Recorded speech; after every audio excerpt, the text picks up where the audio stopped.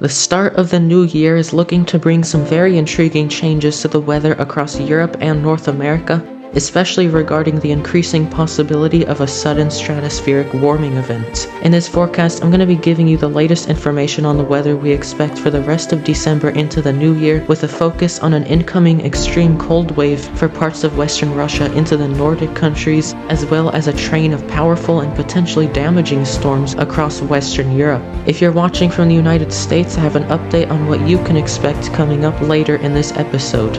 Without further delay, let's begin this video. Storm Garrett is currently ongoing, bringing some widespread wind-driven rainfall with heavy snow in parts of Scotland. This system should start to clear out by later today into Thursday, with mainly just some scattered showers lingering by Friday, and then this will open the door to perhaps an even more intense storm by the weekend, which I suspect may become the next named system.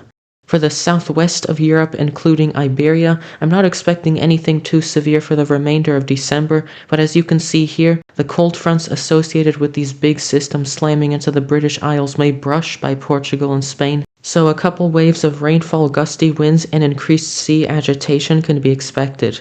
Next up, we have the Mediterranean into southeastern areas of Europe. I'm expecting this region to be the calmest and most settled in regards to weather for the rest of December, with a high pressure area driving all the storms into central and northern areas of Europe. Then right around New Year's Day, I'm seeing signs of a more active storm track beginning to take shape, so if you need the rainfall, I'll be watching January 1st and beyond.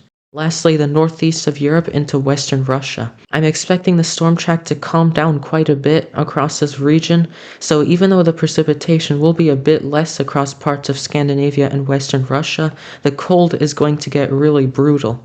You'll notice that it's already pretty cold up there, as it should be this time of the year, but notice what happens as we get closer to January and then crossing into 2024. A massive region of extreme cold is sitting over Russia, and then watch as a wave of very intense cold just sweeps down into western Russia and parts of Finland and Sweden. These temperatures in that grayish green shade could be as low as -30 to -35 degrees Celsius, and that could make it as far west as Finland and Sweden. So those are the top headlines across Europe as we finish up 2023 and start 2024. Before we do conclude, I wanted to give you a quick update on what's going on across the United States.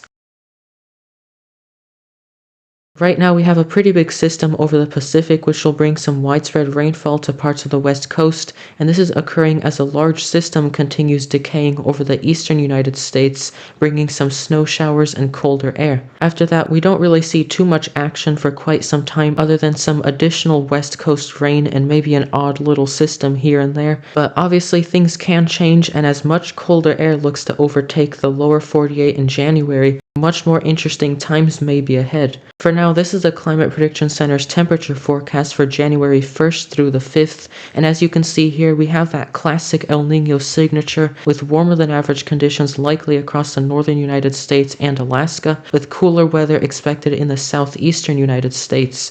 For precipitation, an active subtropical jet stream is likely to bring above normal precipitation to the southern half of the United States, especially over the southwest, with an active storm track also likely to continue impacting southern Alaska. Make sure you are subscribed to the channel so you never miss upcoming forecasts for the United States and Europe. And with that said, thanks for watching, and I'll see you on the next video.